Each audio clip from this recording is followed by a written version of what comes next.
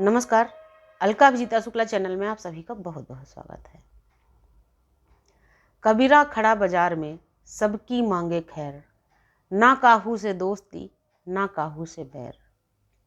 आप सबने पढ़ाई पीरियड में ये दोहा पढ़ा होगा।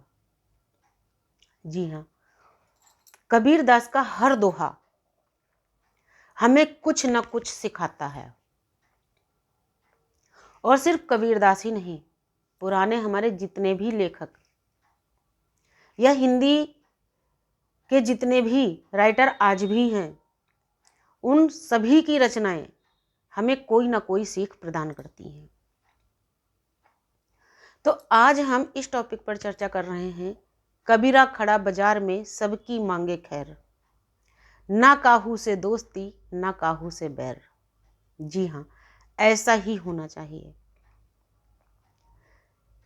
आप कहीं पर भी हैं, किसी भी स्थान में हैं, आप मंदिर में हैं, आप पब्लिक प्लेस में हैं, आप अपने घर में हैं, पूजा स्थल में बैठे हैं, पूजा कर रहे हैं,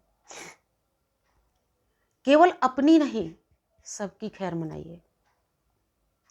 भगवान से कभी ऐसा मत कीजिए, मत कहिए कि केवल हमारा उद्धार हो, हमारा कल्याण हो, समस्त जगत का कल्याण हो, ऐसा कहिए।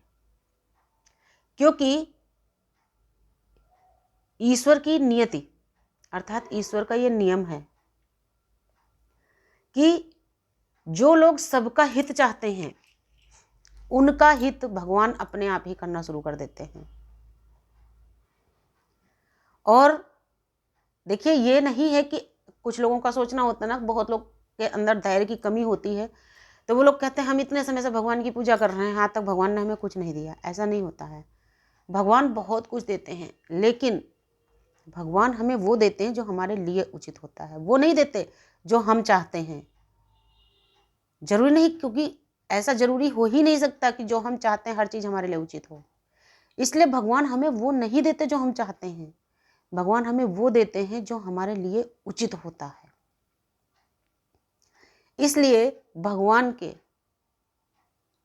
दिए हुए किसी भी चीज़ में कभी संदेह नहीं रखना चाहिए और ईश्वर से हमेशा यही प्रार्थना करनी चाहिए कि हे प्रभु, हे मेरे परमात्मा, समस्त जगत का कल्याण करें,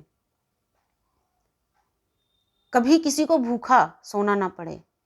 हे प्रभु, ऐसी कृपा बरसाएं कि कोई भी भूखे पेट ना सोए, हर व्यक्ति अपने जीवन में खुशहाल और सुखी रहे, और सबके साथ में प्रभु मेरा भी उद्धार करें, मेरा भी कल्याण करें। जब आप ऐसा अपने प्रभु से रोज कहते हैं, आप आजमा के देख लीजिए, आपके कोई भी छूटे हुए कार्य हैं, अधूरे कार्य हैं, आपके बिगड़े हुए कार्य हैं, स्वतः बनने आरंभ हो जाते हैं। आपके जीवन में कितना भी उथल पुथल चल रही हो, कितनी भी आपके जीवन में कठिनाइयाँ चल रही हों, सारी चीज़ें एकदम से नॉर्मल होनी शुरू हो जाएंगी। सभी समस्याओं का हल अपने आप ही मिलना शुरू हो जाएगा। आपको किसी चीज़ के लिए उठापटक करने की ज़रूरत ही नहीं पड़ेगी, क्योंकि ये ईश्वर का नियम है। जब हम दूसरों के लिए अच्छा सोचते हैं तो ईश्वर हमारा अच्छा अपने आप ही करना शुरू कर देते हैं। इसलिए ना किसी से बहुत ज़्यादा घुस जाइए, किसी के अंदर घुसने की कोशिश कीजिए कि नहीं, उनके अंदर की पूरी बात निकालने का प्रयास करने की बहुत लोगों की जैसे आदत होती है कि सारी बातें निकालने की कोशिश करेंगे, उनसे एक एक चीज़ बारीकी पूछने की कोशिश करेंगे। ऐसा कभी नहीं करना चाहिए, क्योंकि हर किसी के जीवन की कुछ ना कुछ प्राइवेसी होती है। कुछ चीज़ें कोई किसी को बताना चाहता, कुछ नहीं चाहता है। इसलिए कभी किसी से उसकी पर्सनल बातों को जानने का प्रयास ना करें। अगर वो कोई अपनी इच्छा से बताना चाहता है, अच्छी बात है। ठीक वैसे ही किसी से कभी बैर भी ना रखें। ना काहू से दोस्ती ना काहू से बैर। ना तो किसी से इतनी घनिष्ठता रखें कि उसमें बुराई पैदा हो जाए, और न ही किसी से अपना कभी बैर माने, क्योंकि इस संसार में जितने भी प्राणी हैं सब ईश्वर के बंदे हैं। और जब हम सभी ईश्वर के ही बंदे हैं तो हमारा आपस में बैर कैसा। इसलिए अपनी आत्मा से, अपने मन से, अपने कर्मों से कभी भी किसी का बुरा ना सोचें, ना करें और नहीं मनाएं। हमेशा जब कभी भी आपसे किसी के लिए अच्छा हो सके ज़रूर करें, किसी की मदद हो सकती है ज़रूर करें, लेकिन जब बारी किसी की बुराई सुनने की हो, बुराई करने की हो, तो वहाँ से अपने आप को दूर कर लें। अगर 4 लोग बैठ के किसी भी व्यक्ति के बारे में बुराई कर रहे हैं तो वहाँ से हट जाएं। या अगर आपके अंदर इतना धैर्य है कि आप वहाँ बैठकर भी बिना कुछ कहे अपने आप को रोक सकते हैं तो आप वहाँ बैठे भी रह सकते हैं।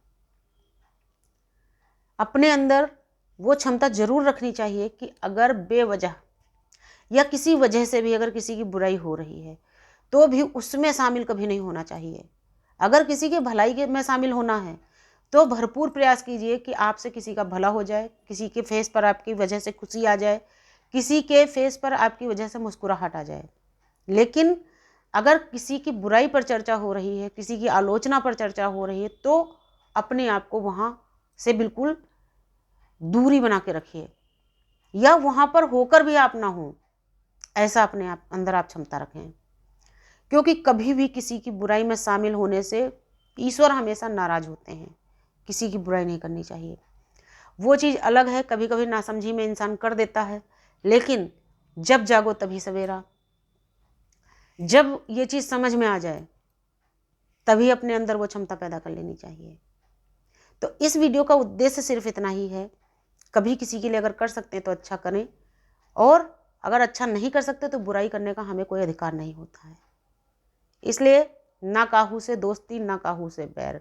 किसी से बहुत घनिष्ठता नहीं होनी चाहिए और किसी से बहुत बैर ना रखें। बैर रखने का कोई मतलब ही नहीं बनता है। अगर आपकी किसी से नहीं बनती है आप मत बोलिए, लेकिन बैर कैसा, किसी की बुराई क्यों करनी, क्यों मनानी और क्यों सुननी। नमस्कार, धन्यवाद।